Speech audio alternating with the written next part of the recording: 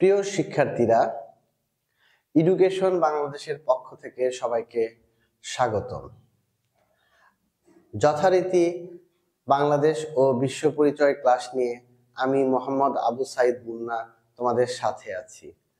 আজকে একটি গুরুত্বপূর্ণ অধ্যায় নিয়ে আমরা আলোচনা করব ইনশাল্লাহ। আজকে আমাদের অধ্যায়ের নাম বাংলাদেশের গণতন্ত্র ও নির্বাচন ব্যবস্থা। এবারের এসএসসি পরীক্ষার জন্য এই অধ্যায়টি কিন্তু খুবই গুরুত্বপূর্ণ। আমরা এখানে প্রথমেই গণতন্ত্র নিয়ে আলোচনা করব। গণতন্ত্র কি? আমরা জানি বর্তমান বিশ্বের সবচেয়ে জনপ্রিয় শাসন ব্যবস্থাটি হলো গণতন্ত্র। গণতন্ত্রে মুষ্টিমেয় লোকের হাতে ক্ষমতা কখনোই সীমাবদ্ধ থাকে না। মুষ্টিমেয় অর্থাৎ অল্প সংখ্যক ব্যক্তির হাতে শাসন ব্যবস্থাটা সীমাবদ্ধ না থেকে জনগণের হাতে ন্যস্ত থাকে। আমাদের বইয়ে গণতন্ত্র সম্পর্কে দুইটা বিশিষ্ট ব্যক্তির উক্তি রয়েছে। প্রথম যেটি আমরা বলবো, এবং এটি খুবই গুরুত্বপূর্ণ একটি, শুধু গুরুত্বপূর্ণ বললে ভুল হবে, খুবই জনপ্রিয় একটি উক্তি। গণতন্ত্র সম্পর্কে এ পর্যন্ত যত ব্যক্তি সংজ্ঞা দিয়েছেন তার মধ্যে সবচেয়ে জনপ্রিয় বলা হয় তিনি হচ্ছেন আমেরিকার বিখ্যাত একজন president Abraham Lincoln. Abraham Lincoln গণতন্ত্র সম্পর্কে বলেছেন, গণতন্ত্র জনগণের জন্য এবং জনগণ দ্বারা নির্বাচিত সরকার ব্যবস্থা। A government of the people, for the people, by the people. এই উক্তিটি তোমাদের কিন্তু অবশ্যই মনে রাখতে হবে। আমাদের বইয়ে আব্রাহাম লিঙ্কন ছাড়াও আরেকজনের একটা মন্তব্য আছে গণতন্ত্র সম্পর্কে। তিনি হলেন অধ্যাপক গেটেল। অধ্যাপক গেটেল বলেছেন যে শাসন ব্যবস্থায় জনগণ সার্বভৌম ক্ষমতা প্রয়োগে অংশ নেওয়ার অধিকারী, সেটি গণতন্ত্র।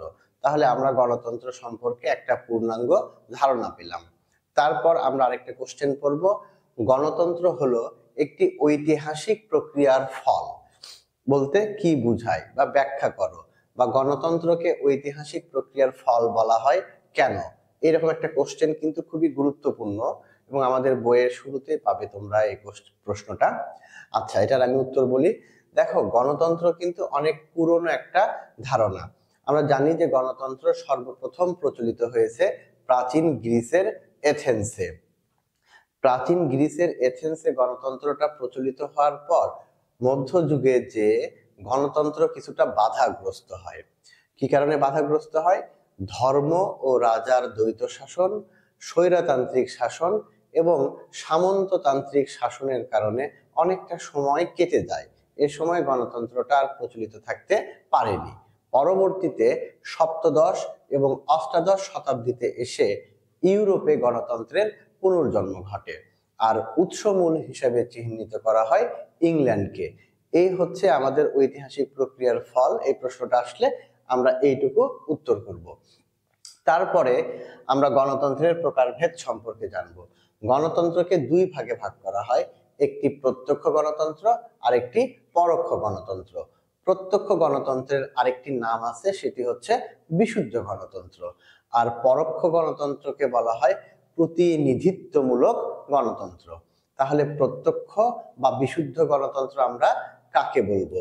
দেখো, যে শাসন ব্যবস্থায় জনগণ নিজেরাই শাসন ব্যবস্থাটা পরিচালনায় অংশগ্রহণ করে, অর্থাৎ কোনো প্রতিনিধি নির্বাচিত করবে না, না করে জনগণই শাসন ব্যবস্থাটার দায়িত্ব নিবে, এই শাসন ব্যবস্থাটাকে প্রত্যক্ষ বা বিশুদ্ধ গণতন্ত্র বলা হয়। তাহলে আমরা সুন্দরভাবে কিভাবে লিখতে পারবো? দেখো, যে গণতন্ত্রে বা যে শাসন ব্যবস্থায় জনগণ নিজেরাই শাসন কার্য পরিচালনায় অংশগ্রহণ করে সেটিকে প্রত্যক্ষ গণতন্ত্র বলা হয়। বর্তমান সময়ে কিন্তু এই প্রত্যক্ষ গণতন্ত্রটা কোথাও নেই বললেই চলে। শুধুমাত্র এটি প্রচলিত আছে সুইজারল্যান্ডের কয়েকটি অঞ্চলে। তবে ওই যে প্রাচীন গ্রিসের এথেন্স, যখন এই গণতন্ত্রটা প্রচলিত হয় সেই সময়টা কিন্তু ওখানে প্রত্যক্ষ গণতন্ত্রটা চালু ছিল। এবার আমরা জানবো পরোক্ষ গণতন্ত্র সম্পর্কে। পরোক্ষ গণতন্ত্র বা প্রতিনিধিত্বমূলক গণতন্ত্র কাকে বলা হয়? দেখো, যে শাসন ব্যবস্থায় জনগণ সরাসরি শাসন ক্ষমতা পরিচালনায় অংশগ্রহণ না করে প্রতিনিধি তৈরি করে দিয়ে, অর্থাৎ প্রতিনিধি নির্বাচন করে শাসন ক্ষমতা পরিচালনায় অংশগ্রহণ করে, সেটিকে বলা হচ্ছে পরোক্ষ গণতন্ত্র বা প্রতিনিধিত্বমূলক গণতন্ত্র। অর্থাৎ বর্তমান বিশ্বে এ ধরনের গণতন্ত্রটাই কিন্তু আমরা দেখতে পাই। তাহলে আমরা এ পর্যন্ত গণতন্ত্রটা কি সেটি জানলাম। তারপর আরেকটি প্রশ্ন করেছিলাম, গণতন্ত্র হলো একটি ঐতিহাসিক প্রক্রিয়ার ফল। তারপরে গণতন্ত্রের প্রকারভেদ সম্পর্কে আমরা পড়ে ফেললাম। এবার আমরা পড়ব গণতন্ত্রের দোষ এবং গুণ সম্পর্কে। আমরা তো জানি যে বর্তমানে সবচেয়ে জনপ্রিয় শাসন ব্যবস্থা হচ্ছে গণতন্ত্র। তাহলে অবশ্যই গণতন্ত্রের কি আছে? অনেক ভালো দিক আছে। এই ভালো দিকের পাশাপাশি গণতন্ত্রের কিছু সীমাবদ্ধতাও রয়েছে, এগুলো সম্পর্কে আমরা এবার জানবো। গণতন্ত্রের ভালো দিক কি? সর্বপ্রথম একটি কথা বলা যায়, গণতন্ত্রে আইনের অনুশাসন প্রতিষ্ঠিত হয়। আইনের বাহিরে কিন্তু সরকার বা প্রতিনিধি শাসন কার্য পরিচালনা করতে পারে না, অর্থাৎ নিজের ইচ্ছা মতো শাসন করতে পারে না বা স্বেচ্ছাচারী হতে পারে না। দেশে যে আইনটা থাকে তার মধ্যেই তাকে শাসন কার্যটা পরিচালনা করতে হয়। এই গণতান্ত্রিক শাসন ব্যবস্থায় যেহেতু জনগণরাই সরকার বা প্রতিনিধি নির্বাচিত করে, সেহেতু ওই সরকার বা প্রতিনিধি জনগণের কাছে দায়বদ্ধ থাকে, জবাবদিহি করতে বাধ্য থাকে। যদি কোনো ভালো কাজ করে জনগণ কিন্তু তাদের সরকারের বা প্রতিনিধির প্রশংসা করে, যদি মন্দ কাজ করে তাহলে সমালোচনা করে এবং পরবর্তী নির্বাচনে ওই সরকার বা প্রতিনিধিকে প্রত্যাখ্যানও করতে পারে, যে কারণে সরকার এখানে স্বেচ্ছাচারী হতে পারে না। এটা গণতন্ত্রের সবচেয়ে ভালো দিক। গণতন্ত্রে দমন, নিপীড়ন এই জিনিসগুলো কিন্তু কখনোই হয় না, যে কারণে গণতন্ত্রের সরকারটাকে কল্যাণকামী সরকারও বলা হয়ে থাকে। এগুলো হচ্ছে গণতন্ত্রের ভালো দিক। আর গণতন্ত্রের ত্রুটি কোনটা, দোষ কোনটা, এ সম্পর্কে আমাদের বইয়ে একটা সুন্দর কথা উল্লেখ করা আছে। প্রাচীন দুইজন দার্শনিক মনীষীর নাম আমাদের বইয়ে দেয়া আছে, একজন হলেন প্লেটো আর একজন হচ্ছে অ্যারিস্টটল। তারা এই গণতন্ত্র সম্পর্কে বলেছেন, গণতন্ত্র হলো মূর্খ ও অযোগ্যের শাসন ব্যবস্থা। তারা কি বলেছেন? গণতন্ত্র হচ্ছে মূর্খ এবং অযোগ্যের শাসন ব্যবস্থা। কেন গণতন্ত্রকে মূর্খ এবং অযোগ্যের শাসন ব্যবস্থা বলেছেন? কারণ আমরা কখনো কখনো লোভে পড়ে, প্ররোচনায় পড়ে অশিক্ষিত, মূর্খ, অযোগ্য ব্যক্তিকে সরকার বা প্রতিনিধি হিসেবে নির্বাচিত করে থাকি। তখন কিন্তু আমরা ওই সময়টা জুড়ে বিভিন্ন শোষণ, নিপীড়নের শিকার হই, যে কারণে তারা গণতন্ত্রকে মূর্খ এবং অযোগ্যের শাসন ব্যবস্থা বলেছে। এটা একটা ত্রুটি। তারপরে আমরা আরো কিছু কথা বলতে পারি যে যে দলগুলো নির্বাচনে সংখ্যা গরিষ্ঠতা পায় তারাই কিন্তু সরকার বা সংসদ, যেটাই বলি আমরা, বা প্রতিনিধি, যারা নির্বাচনে সংখ্যাগরিষ্ঠতা পাবে তারাই কিন্তু এই যে সরকারটা গঠন করে। কিন্তু যারা সংখ্যাগরিষ্ঠতা পায় না, সংখ্যা লঘু, তারা কিন্তু সংসদে তাদের মন্তব্যটা, তাদের প্রস্তাবগুলো সঠিক সময়ে সঠিকভাবে উপস্থাপন করতে পারে না। এটা আরেকটা ত্রুটি। গণতন্ত্রে একাধিক রাজনৈতিক দল থাকে, যে কারণে পরস্পর বিরোধী মতেরও সৃষ্টি হয়। কখনো কখনো আমরা দেখি যে জাতিটাই কি হয়ে যেতে পারে, দ্বিধা বিভক্ত হয়ে যেতে পারে, হ্যাঁ, জাতীয় সংহতিটা নষ্ট হয়ে যেতে পারে। আর গণতন্ত্রের আরেকটা খারাপ দিক হচ্ছে ঘন ঘন নির্বাচন আয়োজন করতে যে প্রচুর অর্থ কিন্তু নষ্ট হয়, যে কারণে গণতন্ত্রকে একটি ব্যয়বহুল শাসন ব্যবস্থাও বলা যেতে পারে। এই হচ্ছে আমাদের গণতন্ত্র নিয়ে আজকের আলোচনা। তাহলে আমরা যেটুকু পড়লাম এটুকু খুবই গুরুত্বপূর্ণ বিষয় ছিল। এবার আমাদের বইয়ে একটা টপিক আছে বাংলাদেশের গণতন্ত্র। বাংলাদেশের গণতন্ত্র আমি খুব শর্টকাট এই বিষয়টা তোমাদের সামনে উপস্থাপন করব। বইয়ে অনেক ডিটেলস লেখা আছে, আই থিঙ্ক এতটা ডিটেলস লাগবে না। দেখো, 1958 সালে বাংলাদেশে সামরিক শাসন জারি করা হয়েছিল। প্রথম অধ্যায়ে আমরা পড়েছিলাম যে বাংলাদেশের সামরিক শাসন, বাংলাদেশ বলতে পাকিস্তানে সামরিক শাসন জারি করেছিল হচ্ছে আইয়ুব খান। তাহলে তখনও গণতন্ত্র ছিল না। পরবর্তীতে ৭৭-এর নির্বাচনে আমরা জয়লাভ করেছিলাম, কিন্তু আমাদেরকে ক্ষমতা হস্তান্তর করা হয়নি, তার মানে তখনও গণতন্ত্র হয়নি। তারপর আমরা দেশ স্বাধীন করেছি। দেশ স্বাধীনের পর থেকে এখন পর্যন্ত বেশ কয়েকটা নির্বাচন অনুষ্ঠিত হয়েছে। এই নির্বাচনের কথাগুলো আমাদের বইয়ে উল্লেখ করা আছে, বিশেষ করে ১৯৯১ সাল থেকে। ১৯৯১ সালে পঞ্চম জাতীয় সংসদ নির্বাচন অনুষ্ঠিত হয়েছিল। ১৯৯৬ সালে ষষ্ঠ এবং সপ্তম দুই নির্বাচনটাই অনুষ্ঠিত হয়েছিল। তারপরে ২০০১ সালে অষ্টম জাতীয় সংসদ নির্বাচিত হয়েছিল। এভাবে কয়েকটা নির্বাচনের কথা বলা আছে। তোমরা শুধু এই জায়গা থেকে দেখে নিবে যে কত সালে কোন নির্বাচনটা অনুষ্ঠিত হয়েছিল। দ্যাটস ইট, আর কিছু এখান থেকে লাগবে না ইনশাল্লাহ। তারপরে চলে আসো রাজনৈতিক দল। রাজনৈতিক দল আমরা কাকে বলবো, আর রাজনৈতিক দলের কার্যক্রমগুলো নিয়ে আমরা একটু আলোচনা করব। রাজনৈতিক দল কাকে বলা হয়? দেখো, রাজনৈতিক দল হলো কিছু সংখ্যক ব্যক্তির সমষ্টি। রাজনৈতিক দল হলো কিছু সংখ্যক ব্যক্তির সমষ্টি, যারা একটা দলীয় আদর্শ প্রচারের মাধ্যমে জনসমর্থন সৃষ্টি করে। আমি কথাগুলোকে একটু ভাগ ভাগ করে নেওয়ার চেষ্টা করো। রাজনৈতিক দলের সংজ্ঞাতে আমি কি বললাম? রাজনৈতিক দল হলো কতকগুলো বা কিছু সংখ্যক মানুষের বা ব্যক্তির সমষ্টি, যারা একটা দলীয় আদর্শ প্রচার করে। কেন করে? ওই যে তাদের দলীয় আদর্শ, ওটা প্রচারের মাধ্যমে জনগণের সমর্থন সৃষ্টি করবে। আর জনগণের সমর্থন কেন সৃষ্টি করবে? বৈধভাবে ক্ষমতা দখল করার জন্য। তাহলে এবার টোটালটা একটু বলি আমি। রাজনৈতিক দল হলো কতগুলো ব্যক্তি বা মানুষের সমষ্টি, যারা একটা দলীয় আদর্শ প্রচারের মাধ্যমে জনগণের জনসমর্থন সৃষ্টি করে বৈধভাবে ক্ষমতা দখলের চেষ্টা করে। এটি হলো রাজনৈতিক দলের সংজ্ঞা। এরপর রাজনৈতিক দলের ভূমিকা সম্পর্কে আমরা জানব, যে গণতন্ত্র প্রতিষ্ঠায় রাজনৈতিক দলের কি কি কার্যক্রম আছে বা কি কি অ্যাক্টিভিটিস আছে। এ সম্পর্কে আমাদের বইয়ে একটি কথা উল্লেখ করা আছে। অধ্যাপক ফাইনার বলেছেন, আধুনিক গণতান্ত্রিক ব্যবস্থাটা মূলত রাজনৈতিক দলেরই শাসন। আধুনিক গণতন্ত্র মানেই কি? রাজনৈতিক দল। আচ্ছা, এই কথাটা আমরা শুরুতে লিখে নিব, তারপরে আমরা বিভিন্ন পয়েন্ট করে করে লিখবো যে রাজনৈতিক দলের কি কি কার্যক্রম আছে। দেখো, একটা দেশের মধ্যে যত ধরনের সমস্যা আছে, সেটা সামাজিক হোক, অর্থনৈতিক হোক বা ইটিসি, যে কোনো সমস্যাগুলোকে কিন্তু রাজনৈতিক দল চিহ্নিত করে এবং সেগুলো সমাধানের জন্য বিভিন্ন ধরনের প্রস্তাব দিয়ে তারা কাজ করে। এই যে বিভিন্ন সমস্যাগুলো চিহ্নিত করাটা, এটাই কিন্তু তাদের কাজ। এবং কিভাবে এগুলো সমাধান করা যায়, এটা নিয়ে রাজনৈতিক দলগুলো মূলত কাজ করে। আর এই সমস্যাগুলো কোথায় উল্লেখ করা থাকে?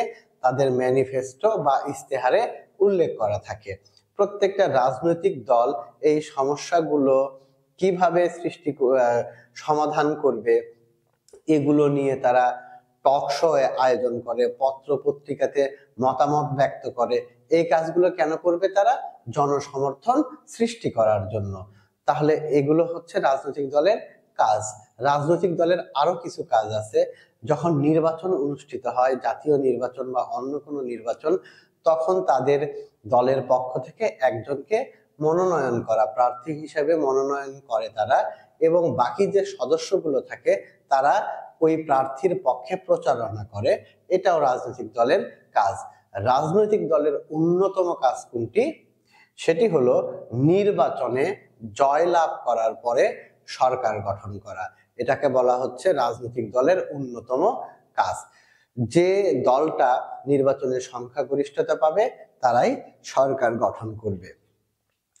গণতান্ত্রিক শাসন ব্যবস্থায় শুধু সরকার দলের যে ভূমিকা আছে তা কিন্তু না, বিরোধী দলেরও ভূমিকা আছে। বিরোধী দল কাদেরকে বলা হয়?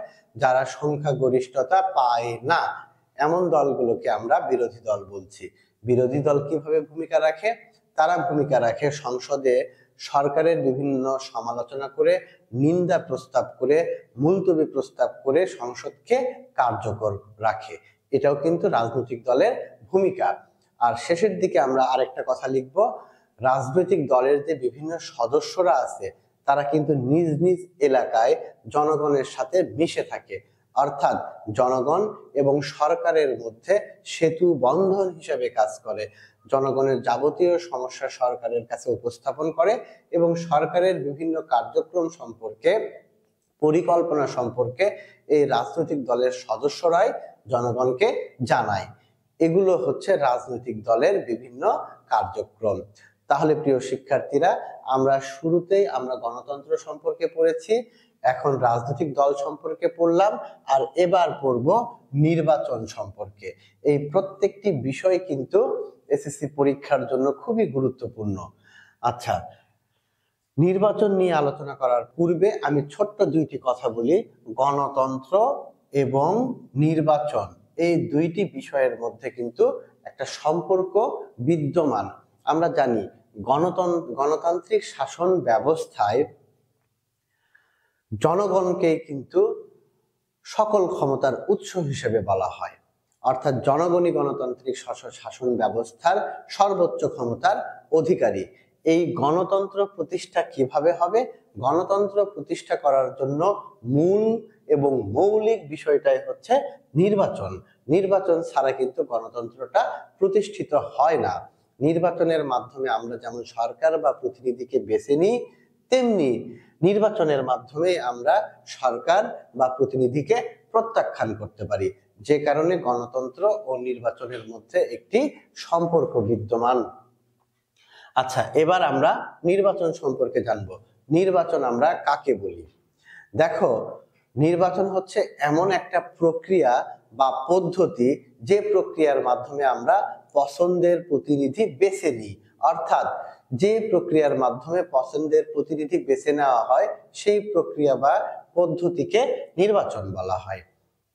প্রত্যেকটি দেশেই নির্বাচন গোপন ব্যালটে ভোট দেওয়ার মাধ্যমে সম্পন্ন হয়ে থাকে।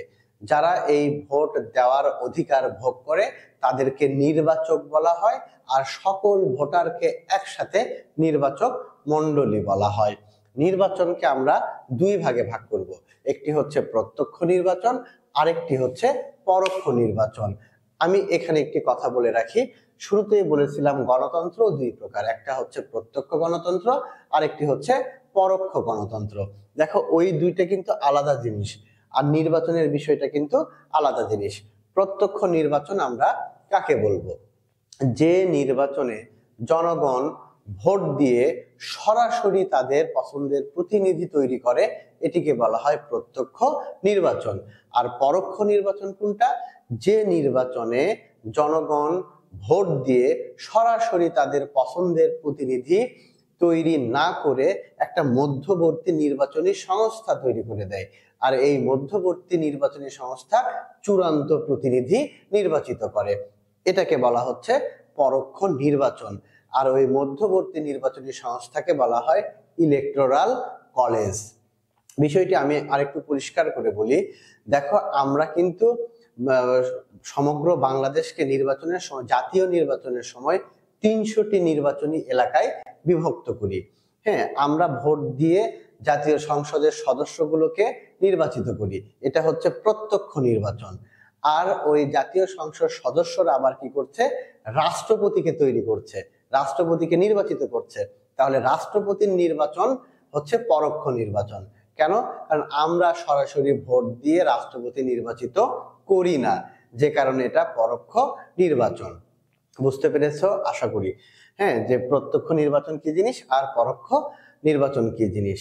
আর বাংলাদেশের সকল নির্বাচন ব্যবস্থা পরিচালনার দায়িত্ব থাকে হচ্ছে নির্বাচন কমিশনের হাতে। বাংলাদেশের সংবিধানে বলা হয়েছে এই নির্বাচন কমিশনটা হবে স্বাধীন এবং নিরপেক্ষ একটা প্রতিষ্ঠান, যেখানে দায়িত্বটা থাকবে হচ্ছে প্রধান হিসেবে থাকবে প্রধান নির্বাচন কমিশন। নির্বাচন কমিশনটা গঠিত হয় কাদেরকে নিয়ে? একজন প্রধান নির্বাচন কমিশনারকে নিয়ে এবং অনধিক 4 জন নির্বাচন কমিশনারকে নিয়ে এই নির্বাচন কমিশনটা গঠিত হয়। আর এই প্রধান নির্বাচন কমিশনারকে নিয়োগ দিয়ে থাকেন হচ্ছে রাষ্ট্রপতি।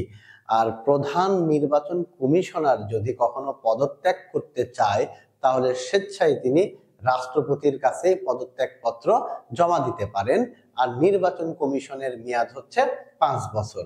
নির্বাচন সংক্রান্ত যাবতীয় কার্যক্রম পরিচালনা করাই নির্বাচন কমিশনের দায়িত্ব। যেমন ভোটার তালিকা প্রণয়ন করা, দুইটা নির্বাচনী এলাকার সীমানা নিয়ে যদি বিতর্ক হয় তাহলে সেইটা সুষ্ঠু সমাধান করা, প্রতীক বরাদ্দ করা, নির্বাচনী আচরণগুলো লক্ষ্য করা, etc, polling officer, polling agent নিয়োগ দেওয়া, প্রতীক বরাদ্দ করা, ব্যালট বাক্স, ব্যালট পেপার ছাপানো, এই ধরনের যাবতীয় কার্যক্রমগুলো নির্বাচন কমিশন করে থাকে। আমাদের এই অধ্যায়ে আমরা একেবারে শেষ দিকে চলে আসছি। এদিকে এসে আমাদের দুই একটা কোশ্চেন আছে, যেমন নির্বাচনী আচরণ বিধি। নির্বাচনের সময় প্রত্যেকটা রাজনৈতিক দলের প্রতিটি সদস্যের কিন্তু কিছু নির্বাচনী আচরণ বিধি রয়েছে, প্রচারণার ক্ষেত্রেও এমনটা রয়েছে। তাহলে কি কি আচরণ বিধি আছে? যেমন আমরা বলতে পারি, প্রচারণার ক্ষেত্রে প্রত্যেকটি রাজনৈতিক দল সমান গুরুত্ব পাবে, সমান সুযোগ সুবিধা ভোগ করবে, কেউ বেশি পাবে কেউ কম পাবে তা কিন্তু না। নির্বাচনের প্রচারণার ক্ষেত্রে সেটা মিছিল হোক বা মিটিং হোক, প্রত্যেকটা দল সমান সুযোগ সুবিধা পাবে। কেউ কারো নির্বাচনী প্রচারণাতে হস্তক্ষেপ করতে পারবে না, আইন নিজের হাতে তুলে নিতে পারবে না। কোনো দল যদি এমন কাজ করে তাহলে বিপরীত দলটা যে রিয়াকশন দেখাবে তা কিন্তু না, তারা কর্তৃপক্ষকে এটা সম্পর্কে অবহিত করবে। কোনো রাজনৈতিক দল প্রতিপক্ষের কোনো মিছিল শোভাযাত্রা এগুলোতে বাধা দিতে পারবে না। কোনো মিছিল শোভাযাত্রা রাস্তা বা সড়ক বন্ধ করে, মহাসড়ক বন্ধ করে করতে পারবে না। কেউ কারো পোস্টার লিফলেটের উপরে আরেক দল যে লাগাতে পারবে না, দেয়ালে লেখা যাবে না, কোনো নাগরিকের শান্তি বিনষ্ট হয় এমন কোনো কাজ করা যাবে না, কারো স্থাবর অস্থাবর সম্পত্তি ভোগ করা যাবে না, বা এগুলোকে কারোর সম্পত্তি বাড়িঘর নিয়ে নির্বাচনী প্রচারণার কাজে লাগানো হচ্ছে এমন কাজও করা যাবে না। সরকারি দল যদি নির্বাচনে থাকে, নির্বাচনের সময় সরকারি কোনো সুযোগ সুবিধা ভোগ করতে পারবে না। ভোট কেন্দ্রের আশেপাশে কোনো আগ্নেয়াস্ত্র, যানবাহন এগুলো নিয়ে প্রবেশ করা যাবে না। এগুলো হচ্ছে প্রচারণার ক্ষেত্রে কিছু রেস্ট্রিকশন করে দেওয়া হয়েছে, এই কাজগুলো করা যাবে না। আর তারপরে আমরা আর কয়েকটি কথা বলবো, যে কিছু আচরণ বিধি রয়েছে যে এগুলো যদি করা হয় তাহলে সরাসরি পানিশমেন্ট দেওয়া হতে পারে। যেমন জাল ভোট দেওয়া যাবে না, হ্যাঁ, ছদ্মনামে ভোট দেওয়া যাবে না, একজনের হয়ে আরেকজন ভোট দিচ্ছে এই কাজ করা যাবে না, কারো প্রতীক সম্পর্কে মিথ্যা বলা যাবে না, ধর্মীয় অনুভূতিতে আঘাত লাগে এমন কোনো কাজ করা যাবে না, ব্যালট পেপার, ব্যালট বক্স অন্যত্র নিয়ে যাওয়া যাবে না। এই কাজগুলো যদি করা হয় তাহলে অপরাধ হিসেবে চিহ্নিত করে তার দণ্ডেরও ব্যবস্থা করা হয়েছে। দণ্ডটা কি হবে? সর্বোচ্চ 10 বছর থেকে সর্বনিম্ন 2 বছরের সশ্রম কারাদণ্ডে দণ্ডিত হবেন, সাথে কিছুটা অর্থদণ্ড করা হতে পারে। এই হচ্ছে আমাদের অপরাধের দণ্ড এবং বিভিন্ন আচরণ বিধি। তাহলে অধ্যায়টা কিন্তু আমি অনেক দ্রুত সময়ের মধ্যে মূল বিষয়গুলো তোমাদের সামনে উপস্থাপন করেছি, এবং আমি চেষ্টা করেছি এই অল্প সময়ের মধ্যে পুরো অধ্যায়ের যে গুরুত্বপূর্ণ বিষয়গুলো আছে সেগুলোই তোমাদেরকে জানানোর। প্রিয় শিক্ষার্থীরা, আমি আশা করি আমি যে বিষয়গুলো তোমাদেরকে বলেছি এগুলো অনেক সুন্দর করে দ্রুত তোমরা শেষ করে ফেলবে। শেষ পর্যায়ে এসে আমি একটি কথা বলি, দেখো আমাদের সৃজনশীল কিন্তু এভাবে করা হতে পারে, গণতন্ত্রের সাথে নির্বাচন, গণতন্ত্রের সাথে নির্বাচন এই দুইটা মিলিয়ে কিন্তু কখনো কখনো সৃজনশীল তৈরি করা হতে পারে। তোমরা আবার এই গণতন্ত্রের প্রত্যক্ষ পরোক্ষের সাথে নির্বাচনের প্রত্যক্ষ পরোক্ষ দুইটা কিন্তু মিলিয়ে দিও না। যেমন বাংলাদেশে কোন ধরনের গণতন্ত্র চালু আছে, প্রত্যক্ষ নাকি পরোক্ষ? বাংলাদেশে কিন্তু পরোক্ষ গণতন্ত্র ব্যবস্থা চালু আছে, কিন্তু কোন ধরনের নির্বাচন ব্যবস্থা চালু আছে? অর্থাৎ আমাদের জাতীয় সংসদ নির্বাচনটা প্রত্যক্ষ না পরোক্ষ? আমাদের জাতীয় সংসদ নির্বাচনটা কিন্তু প্রত্যক্ষ নির্বাচন। তাহলে পরোক্ষ গণতন্ত্র, কিন্তু নির্বাচনটা কিন্তু প্রত্যক্ষ, এই বিষয়গুলো কিন্তু আমাদের ছোটখাটো বিষয় হলেও ভুল হয়ে যায়। তোমরা আশা করি এই জায়গাগুলো গুরুত্বের সাথে দেখবে। বিষয়টা বুঝলে কিন্তু সহজ যে কোনটি প্রত্যক্ষ আর কোনটি পরোক্ষ। তবে এখান থেকে একটা গুরুত্বপূর্ণ কোশ্চেন হচ্ছে নির্বাচন থেকে, ইলেকটোরাল কলেজ যেটি আমি বলেছিলাম, হ্যাঁ, মধ্যবর্তী নির্বাচনী সংস্থা। জনগণ সরাসরি প্রতিনিধি তৈরি করবে না, তারা কি করবে, ভোট দিয়ে মধ্যবর্তী নির্বাচনী সংস্থা তৈরি করে দিবে, আর এটিকেই ইলেকটোরাল কলেজ বলা হয়। তাহলে এই বিষয়গুলো অনেক দ্রুত তোমাদের আয়ত্তে নিয়ে নিবে, এই আশা রেখে আমি আজকের ক্লাস শেষ করব। ইনশাল্লাহ আগামী ক্লাসে দেখা হবে। ততক্ষণ পর্যন্ত তোমরা সবাই ভালো থাকবে, সুস্থ থাকবে। ধন্যবাদ সবাইকে। আল্লাহ হাফেজ।